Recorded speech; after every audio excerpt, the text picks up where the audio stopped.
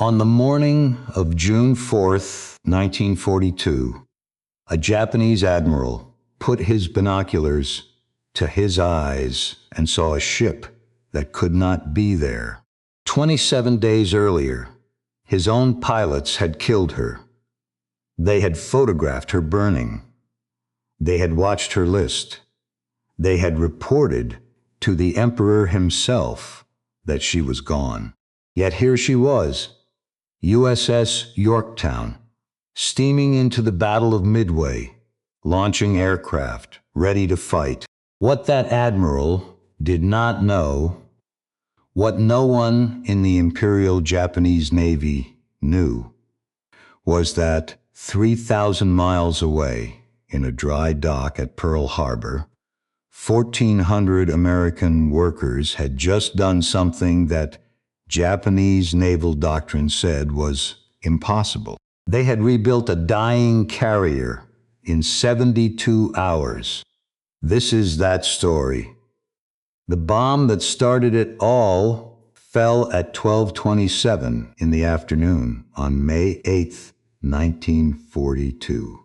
It was a Type 99 number 25 general-purpose bomb, 250 kilograms of steel and explosive, released from an Aichi D-3A dive bomber 12,000 feet above the Coral Sea.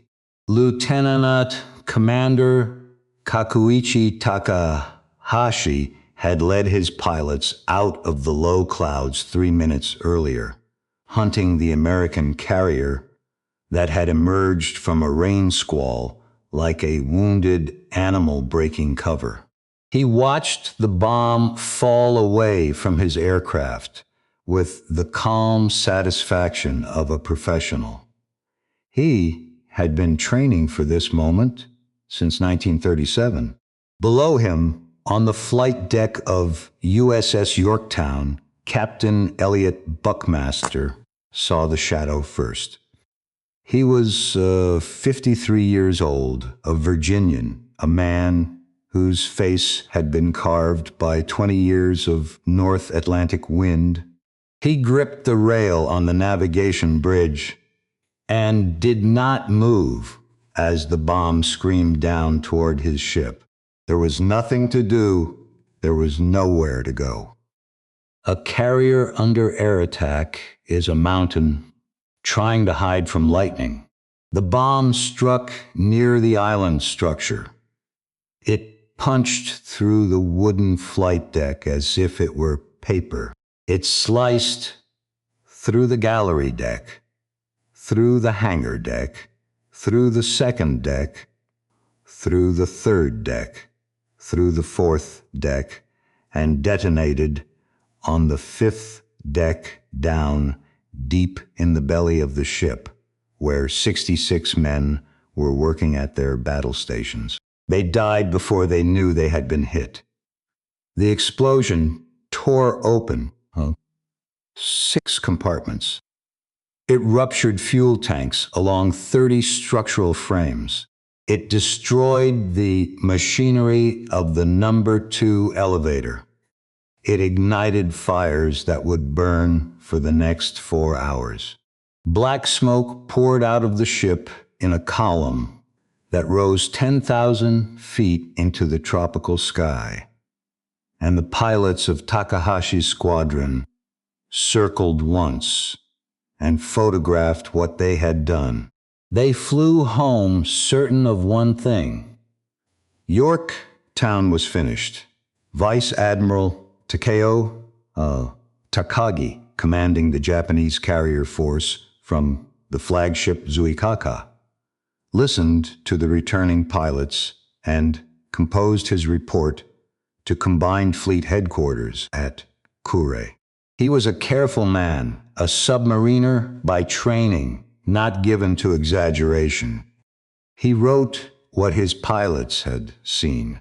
He wrote that the American carrier Yorktown was trailing a 10-mile oil slick, that she was listing badly, that her speed had been reduced to approximately 6 knots that destroyers were closing to conduct rescue operations.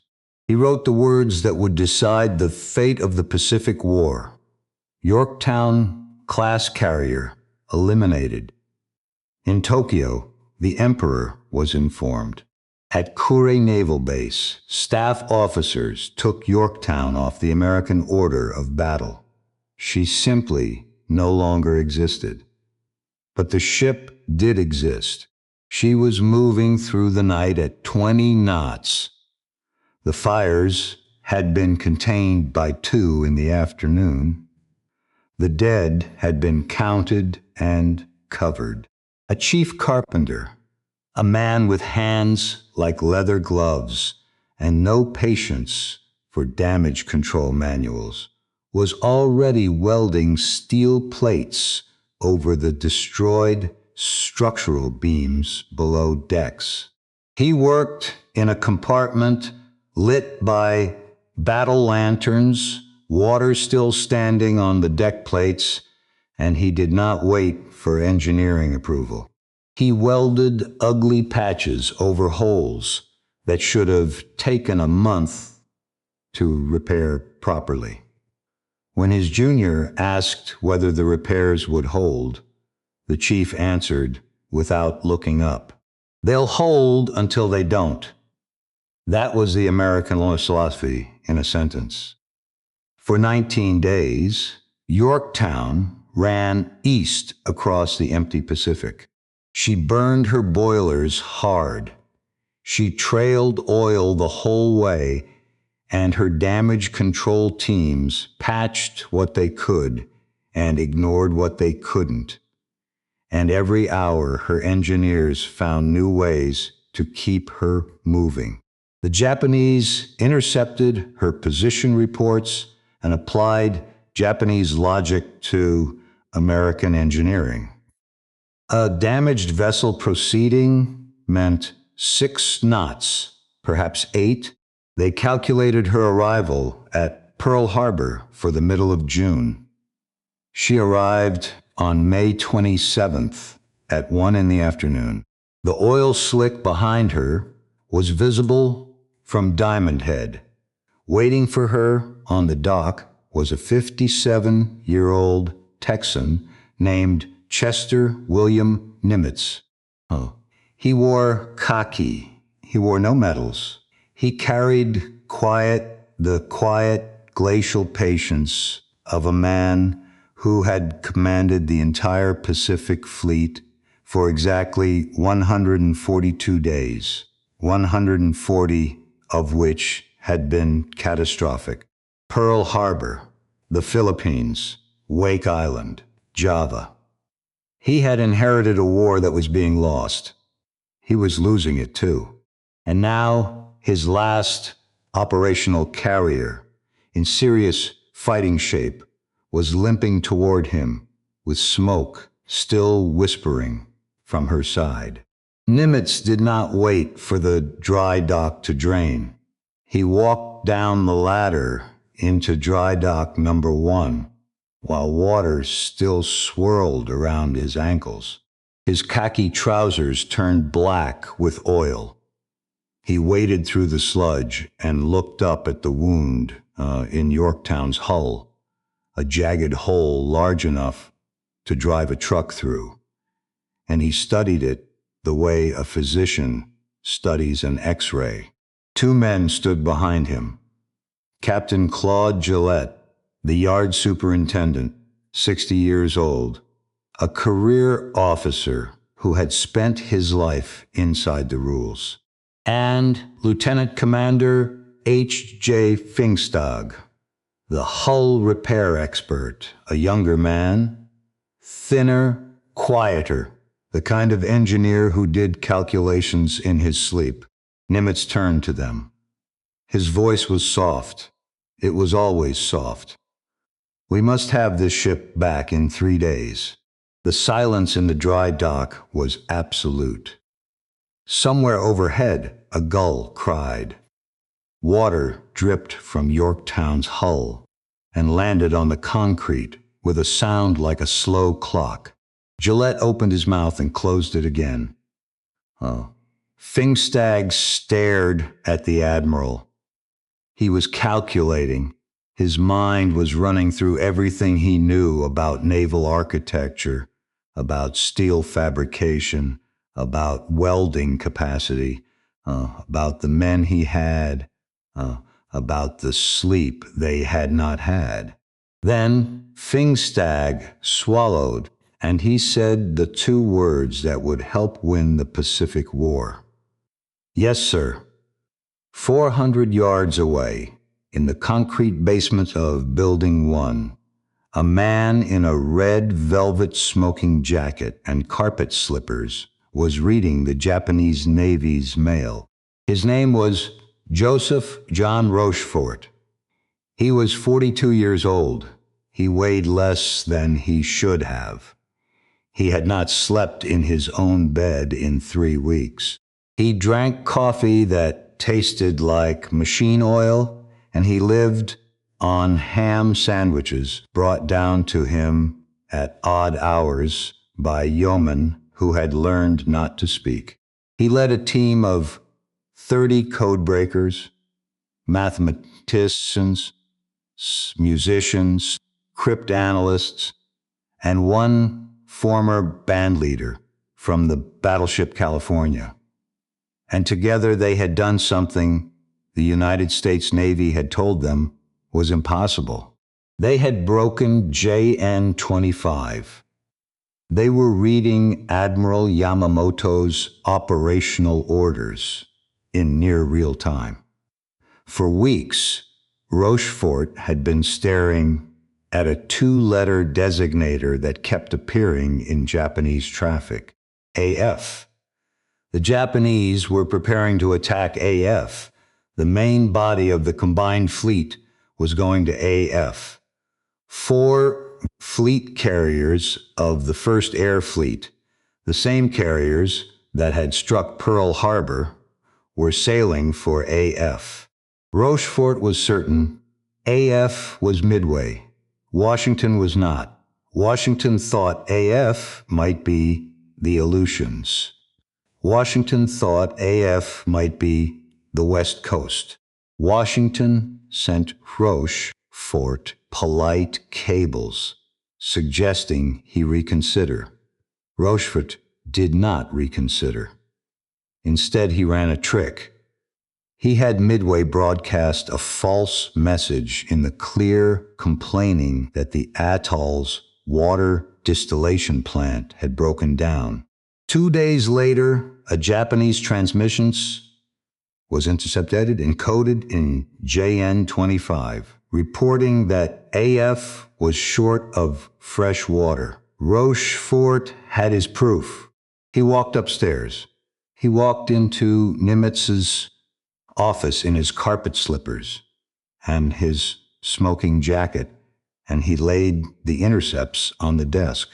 He told the admiral that the Japanese would attack Midway. He told him the date, June 4th. He told him the order of battle. 4 carriers, Akagi, Kaga, Soryu, Hiryu. He told him where the Japanese thought the American carriers were, which was nowhere near Midway. He told him that the Japanese believed they would be facing Enterprise and Hornet only because they had crossed Yorktown off their list. Nimitz listened without interrupting. When Rochefort finished, the admiral thanked him and asked one question. "How certain are you?" Rochefort answered that he was as certain as he had ever been of anything in his life. Nimitz nodded. He looked out the window toward the dry dock where Yorktown was rising slowly out of the water as the pumps drained the basin. He was doing arithmetic in his head. 2 American carriers against 4 Japanese carriers meant defeat. 3 American carriers against 4 Japanese carriers meant a fighting chance. The difference between defeat and a fighting chance was a wounded ship and 72 hours. He turned to his aide. His voice was still soft. Signal Fing Stog. Tell him he doesn't have 3 days. He has 72 hours from midnight. Down in dry dock number 1, the water was still draining. Elliot Buckmaster stood at the edge of the flight deck and watched the harbor light change. He had lost 66 men on the 8th of May. He had brought his ship home across 3,000 miles of ocean that the Japanese owned. He had done things to a Yorktown-class carrier that no naval architect in Newport News had ever imagined. He had shored bulkheads with lumber from the ship's carpenter shop. He had run electrical cable across passageways because there was no time to fish it through conduit. He had welded plates over holes and prayed the welds would hold. He knew what was coming. He knew because Nimitz had told him in the quiet office upstairs exactly what the Japanese were planning and exactly what Yorktown was expected to do about it. She was going back out. In 72 hours, she was going back out to face the same men who had killed her at Coral Sea. And this time, they were bringing 4 carriers instead of 2. Buckmaster looked down into the dry dock. 1,400 men were already streaming toward his ship. They came from every shop on the base. Welders, electricians, pipe fitters, machinists, sheet metal workers, ship fitters, riggers, men who had worked all night on the battleship California, still being raised from the mud of Battleship Row. Men who had not seen their families in weeks. Men who did not know what Rochefort had figured out, who did not know about Midway, who did not know why the Admiral wanted this ship back in 3 days instead of 90. They did not need to know. They only needed to work. Buckmaster watched them come. He watched the first welding arcs strike blue-white in the shadowed compartments below him. He watched a young electrician with a cable spool over his shoulder run down the pier at full sprint. He watched a chief petty officer with a clipboard start pointing men toward different parts of the ship, the way a traffic cop directs cars in a burning city. The last of the water drained from the dry dock at 5:30 in the morning on May 28th. The floor of the basin was slick with oil and seawater and the guts of a wounded ship. It had not yet been swept. It would not be swept for 3 days. 1,400 men were already climbing the ladders, already crawling into compartments still hot from the tropical night, already dragging welding leads and cable spools and cutting torches into a ship that, by every standard of naval engineering, should have been in the yard until Labor Day. Chester Nimitz stood at the top of the dry dock and watched them go to work. He did not speak. He did not need to.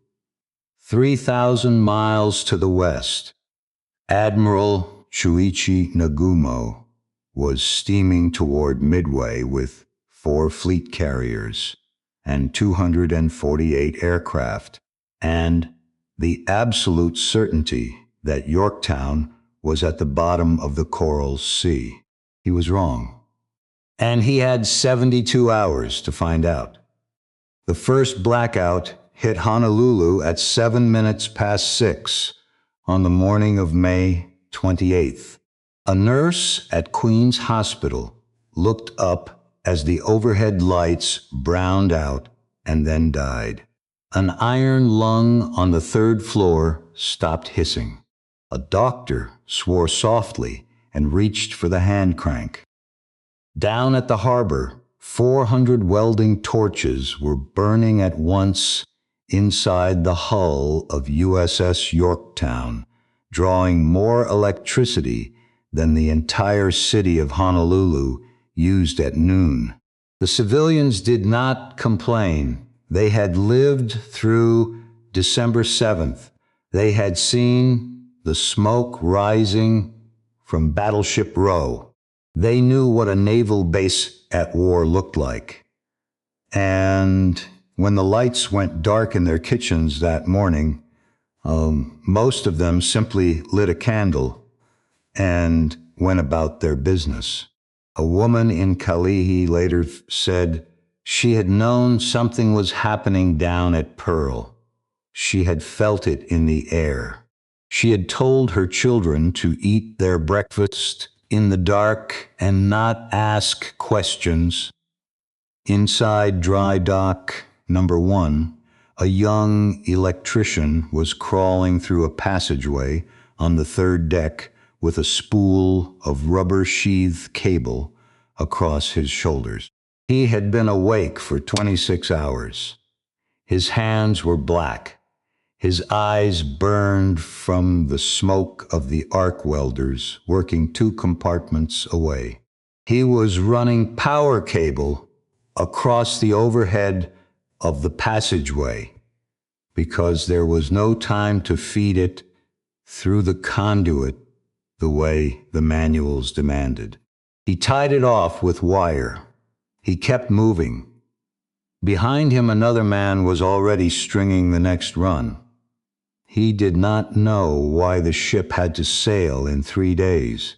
He had been told it did. That was enough.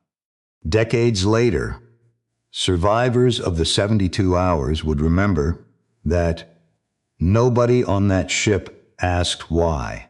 They only asked where the next cable went. By noon on the first day, 20 tons of steel plate had been welded to the hull. By midnight, 35 miles of electrical cable had been strung through the ship. 400 tons of contaminated aviation fuel had been pumped out of the ruptured tanks and replaced with fresh gasoline barged in from the tank farm. Fast-setting cement, the kind used for airfield runway repairs, was pumped into fuel tank seams that were too damaged to weld. 3 compartments were sealed off entirely, given up for lost, welded shut with the dead men still inside. The chief carpenter worked without sleep for the full 72 hours. When a young shipfitter asked him whether the patches would survive combat, he answered by pointing at a jagged weld on a bulkhead. "Son," he said, "if that comes off, we'll all be swimming." Then he went back to work. 3,000 miles to the west, Vice Admiral Chuichi Nagumo stood on the flag bridge of the aircraft carrier Akagi and watched the sea. He was 55 years old. He was a torpedo officer by training, not an aviator, and there were men in the Imperial Navy who thought that made him the wrong man to command the 4 best carriers in the world. He knew it. He also knew that his ships had struck Pearl Harbor, sunk 2 British capital ships off Malaya, raided Ceylon, and driven the American Pacific Fleet halfway back to California. He had never lost a battle. He did not expect to lose this one. His air operations officer, Commander Minoru Genda, 38 years old, brilliant, tubercular, feverish, had war-gamed every scenario. 2 American carriers, Enterprise, Hornet, 150 aircraft against Nagumo's 248, veteran Japanese pilots against Americans who had never won a carrier battle. Genda's arithmetic did not include Yorktown. In the sick bay of the Akagi, Commander Mitsuo Fuchida lay on a cot with his abdomen bandaged after emergency appendectomy surgery. He was 40 years old. He had led the first wave over Pearl Harbor 6 months earlier. He would fly no missions at Midway. He would watch the battle from the bridge as an observer.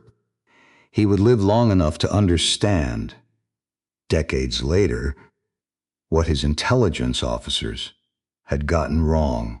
But on the night before the battle, staring at the overhead of the sick bay, he believed what every officer in the Kido Butai believed. There were 2 American carriers in the Pacific, Enterprise, Hornet. No more. The number was wrong, but no one on the Japanese side knew it yet. Back at Pearl Harbor, dawn broke on the second day, and the men working on Yorktown had begun to hallucinate.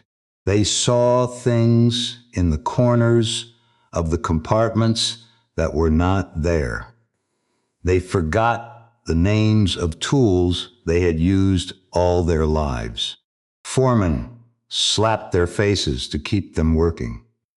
Cooks brought sandwiches into the hangar deck and shoved them into the hands of welders who did not stop welding to eat. Men slept in 15-minute shifts against bulkheads, their coveralls still smoking. A pipe fitter fell off a ladder and broke his wrist and was back at his station within the hour, working one-handed.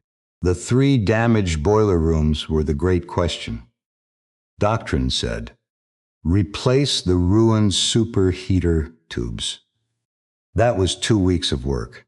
Pfingstag looked at the boilers and looked at the clock and made the decision that would carry Yorktown to Midway. He ordered the superheaters ignored. The ship would sail with 3 of her 9 boilers running below rated capacity. Her maximum speed would drop from 32.5 knots to 27. It was enough. It had to be enough. At 9 in the morning on May 30th, 72 hours after Nimitz had waded into the dry dock in his oil-black trousers, Yorktown moved. She did not sail. She was pushed. Tugboats nosed her out of the basin, and civilian yard workers were still on her decks, still welding, still stringing cable, as the harbor water closed under her keel. As she cleared the subnet at the harbor mouth, launches came alongside, and the yard men climbed down rope ladders and were carried back to the pier. Some of them cried as they watched her go. The electricians stood on the dock in coveralls, stiff with dried sweat, and watched the carrier they had wired for 72 hours turn her stern toward the open sea. They did not know her destination. They would not know for years that the cables they had run through the passageways of the third deck would carry the power that fired the anti-aircraft guns that would keep young American gunners alive at Midway.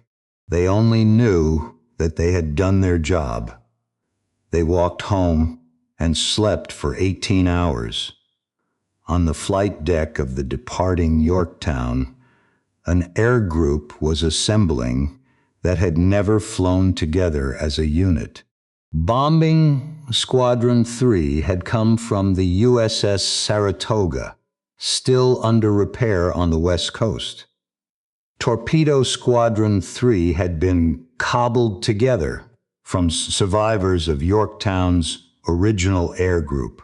Fighting Squadron 3 had been assembled from pilots pulled out of 3 different units, some of whom had not met their new squadron mates until that morning. The squadron leader of the bombers, Lieutenant Commander Maxwell Leslie, 39 years old, a quiet man with graying temples, walked his flight deck and counted his SBD dauntlesses and did the math. 17 dive bombers. 17 dive bombers to help kill 4 fleet carriers. 2 days later, at the rendezvous the American planners had named Point Luck, 325 miles northeast of Midway, USS Yorktown steamed into formation with USS Enterprise and USS Hornet. The pilots on the other 2 carriers came up onto their flight decks to look. Commander Wade McCluskey, the air group commander of the Enterprise, 42 years old, a former dive bomber pilot who would, in 5 days, lead the strike that broke the back of the Japanese Navy, stared across the water at Yorktown. He had been told she was damaged. He had expected a limping ship, maybe holding down a reserve position, maybe launching a few scouts. What he saw was a carrier running full flight operations, launching combat air patrol, recovering, launching again. He would later write that grown men on the Enterprise stood at the rail and cheered. They did not know how she had done it. They did not know about the 1,400-yard workers, the rolling blackouts across Oahu, the welded patches over the bomb hole, the cement in the fuel tanks, the boilers running without their superheaters. They only knew that a ship the Japanese thought was dead had come to fight. The tactical commander on Yorktown was Rear Admiral Frank Jack Fletcher, 57 years old, a serious man with a serious face and the weight of the entire American Pacific strategy resting on his cruiser-tanned shoulders. He gave his final briefing on the afternoon of June 3rd. He told his staff exactly what Rochefort had told Nimitz 2 weeks earlier. He told them that the Japanese did not know Yorktown was here. When our aircraft appear over their fleet, he said quietly, their certainty dies. At 4:30 on the morning of June 4th, 108 Japanese aircraft lifted off the decks of Akagi, Kaga, Soryu, and Hiryu and turned toward Midway. Nagumo held 108 more aircraft on his flight decks in reserve, armed with torpedoes, waiting for the American carriers he did not believe were there. At 10 minutes past 7, a Japanese scout plane radioed a sighting. American carrier sighted. One carrier. Nagumo studied the position report and made the decision that his critics would spend 80 years analyzing. He ordered the reserve aircraft brought down to the hangar decks. He ordered the torpedoes swapped for land bombs. Then, a follow-up transmission arrived from the scout. appears to be accompanied by other ships, possibly a second carrier. Nagumo reversed his order. Swap the bombs back for torpedoes. On the hangar decks below, exhausted armorers dragged ordnance carts across steel plating and cursed and worked. At 20 minutes past 8 in the morning, the 1st American Torpedo Squadron came in low over the water. Torpedo Squadron 8.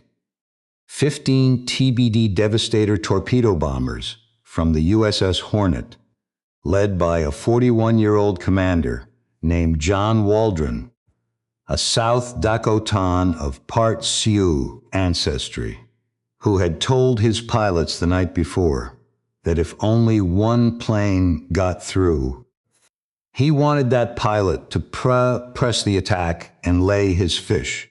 They came in without fighter escort. The Japanese combat air patrol fell on them like wolves on lambs.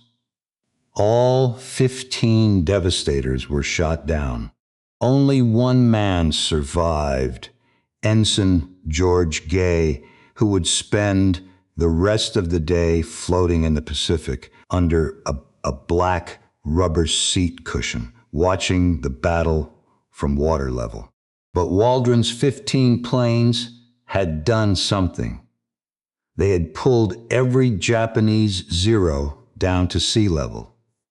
20 minutes later, Torpedo Squadron 6 from Enterprise attacked. 10 of 14 aircraft shot down. No hits. The Zero stayed low. At 15 minutes past 9, Torpedo Squadron 3 from Yorktown began its run. And now, on the bridges of the Japanese carriers, lookouts began to count aircraft. They counted too many. 2 American carriers could not launch this many torpedo planes. The mathematics were wrong. The mathematics had been wrong all morning. Somewhere in the American formation was a carrier that the Imperial Japanese Navy had already sunk. At 22 minutes past 10, Maxwell Leslie's dive bombers came out of the sun. Maxwell Leslie had gotten lost. For most of the morning, the 17 dive bombers of Bombing Squadron 3 had been flying a search pattern across an empty ocean, running low on fuel, finding nothing.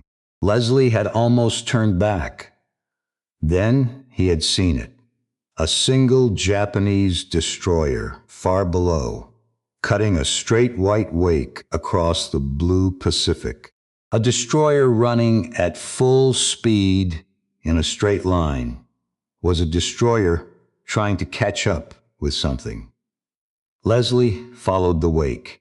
At 22 minutes past 10 in the morning, on June 4th, 1942, he came over the horizon at 14,000 feet and looked down and saw the entire First Air Fleet of the Imperial Japanese Navy spread across the ocean beneath him like ships painted on a map. Their flight decks were covered in armed and fueled aircraft. Their combat air patrol was at sea level, still hunting the last of the American torpedo planes. And coming in from a different bearing at exactly the same moment, by pure accident, were the dive bombers of Wade McCluskey from the Enterprise. 2 American squadrons had converged on the Japanese fleet at the same instant, from 2 different directions, at the one moment in the entire battle when the Japanese defenses were pointed the wrong way. It should not have happened. It could not have been planned. It happened because Yorktown's damaged boilers had made her slow to launch, and Leslie had been late. And being late had made him lucky. Leslie pushed his SBD Dauntless over into a 70-degree dive. 6 minutes later, 3 Japanese aircraft carriers were on fire. Soryu, hit by 3 bombs from Leslie's squadron, exploded from the inside out. Her flight deck folded upward like tinfoil. Kaga took 4 hits and became a floating volcano. Akagi, the flagship, took a single bomb that struck the middle elevator and detonated among the armed torpedo planes waiting on her hangar deck. Nagumo was pulled off the bridge by his staff as the ship burned around him. Only Hiryu was untouched. On her bridge, Rear Admiral Tamon Yamaguchi did the arithmetic in the space of 30 seconds. He was 50 years old. He had studied at Princeton. He understood what had just happened to the Japanese Empire, and he understood that he had perhaps 2 hours to strike back before the Americans finished him too. He ordered every aircraft on Hiryu into the air. At 5 minutes past noon, 18 Japanese dive bombers and 6 Zero fighters came screaming out of the sun toward USS Yorktown. The flight leader was Lieutenant Michio Kobayashi. He put his binoculars to his eyes as he began his approach, and what he saw made him lower the binoculars and raise them again. The island structure, the flight deck configuration, the distinctive silhouette. He was looking at the carrier they had killed at Coral Sea. 3 bombs hit Yorktown in 90 seconds. 1 punched through the flight deck and detonated below. 1 ruptured steam lines in the uptakes. 1 exploded near the forward magazine and started a fire that killed the men fighting it. The engines died. The lights failed. Yorktown drifted, smoking, in the middle of the Pacific, and for the second time in 27 days, Japanese pilots flew home certain they had killed her. On the darkened bridge, Elliot Buckmaster listened to the damage reports and waited for his chief engineer to speak. Commander John F. Delaney climbed up from below, covered in soot, his uniform soaked through. He looked at Buckmaster and said the words that 1,400-yard workers at Pearl Harbor had earned for him. Captain, the Pearl Harbor welds held. Give me 90 minutes. He got them. Boilers were relit. Fires were contained. Counterfluting brought the ship back onto an even keel. By 20 minutes to 2 in the afternoon, USS Yorktown was making 19 knots and refueling fighter aircraft on her flight deck. The improvised welds from a dry dock 3,000 miles away were carrying an American carrier back into a battle she should not have been able to fight. At 2:30, the second Japanese strike arrived. Lieutenant Yoichi Tomonaga led 5 torpedo bombers, all that Hiryu had left. He had been ordered to finish the burning carrier from the first strike. Instead, he came over the horizon and saw a ship underway, launching aircraft, showing no damage. He assumed it was a different carrier. He radioed Hiryu that he was attacking a second undamaged American carrier. On the flag bridge of Hiryu, staff officers stared at each other. If Tomonaga was correct, There was not a third American carrier at Midway. There was a fourth. The confusion cost them the battle. While Yamaguchi's staff tried to understand what they were fighting, Wade McCluskey's dive bombers found Hiryu and put 4 bombs into her flight deck. Yamaguchi refused to leave his ship. He tied himself to the bridge and went down with her at dawn on June 5th. Tomonaga's torpedoes had struck Yorktown twice. The ship rolled 10 degrees to port and kept rolling.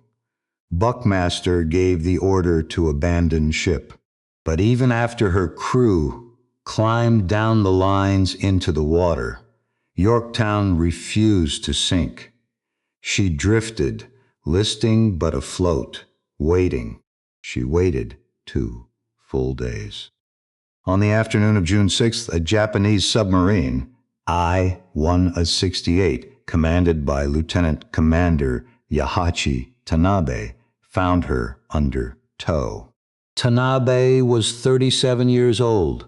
He had spent the previous night threading his submarine through the American destroyer screen at periscope depth, sweating through his uniform, running on tea and cigarettes.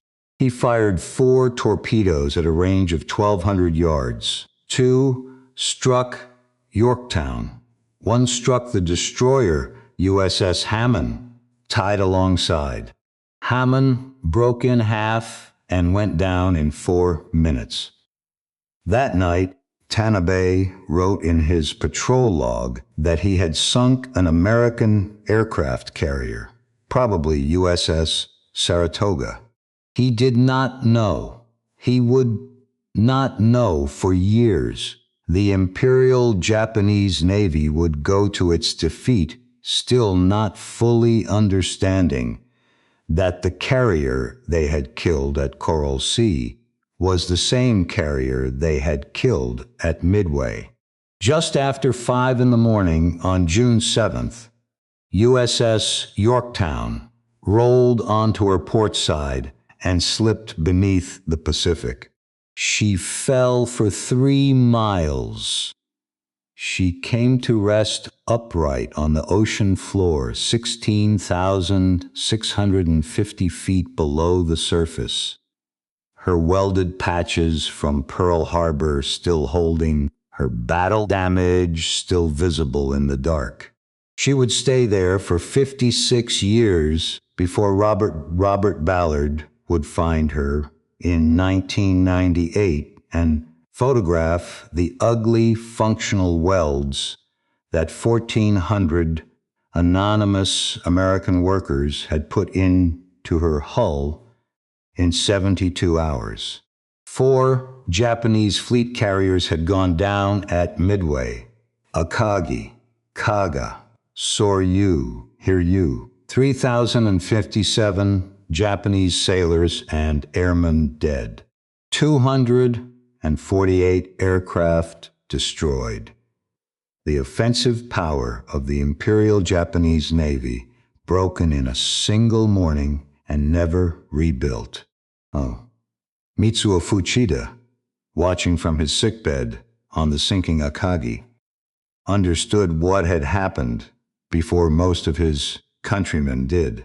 He wrote in his memoir decades later that the entire Japanese plan had rested on a single number: 2 American carriers. Not 3, not possibly 3. Exactly 2. When that number turned out to be wrong, everything was wrong. Chester Nimitz gave the definitive verdict after the war. He said that the 3 days USS Yorktown spent in dry dock number 1 may have been the 3 most important days of the Pacific War. Not because of the repair itself, remarkable as it was, but because of what it revealed. That American workers, given 72 hours, could do what Japanese naval doctrine said: required 90. In the decades after the war, reunions were held in Honolulu between the men who had fought on Yorktown and the workers who had patched her back together. The yard men were older now, gray at the temples, some still working with the same hands. And more than once, a former gunner would find a former electrician and shake his hand and tell him that when the first bomb hit at Midway and the primary power failed, the backup cables strung through the passageways on the third deck had kept the anti-aircraft guns firing. The sailors said the wiring had saved their lives. The workers would look at their hands for a moment, and they would answer quietly that they had known boys would be depending on that work. Every weld, every wire, every patch. They had tried to imagine someone's son needing it to work. Years after the war, Yahachi Tanabe, the submarine commander, who had put the last 2 torpedoes into Yorktown, is said to have visited Pearl Harbor as a private citizen. According to the account passed down among naval historians, an American officer walked him down to dry dock number 1 and told him the story of the 72 hours. Tanabe stood in silence for a long time. Then, the story goes, he spoke quietly. He said that he now understood that they had not been fighting a nation. They had been fighting an idea. He looked down into the empty dry dock. The Japanese, he said, had believed in spirit over matter. The Americans had believed in matter properly applied. USS Yorktown lies where she fell. 3 miles down, in the dark, upright on the ocean floor, her welded patches still visible in Ballard's photographs. The men who put those patches on her hull are gone now. Most of them died anonymous in ordinary jobs, in ordinary American towns. They never received medals. They never gave interviews. They never fully knew what they had done.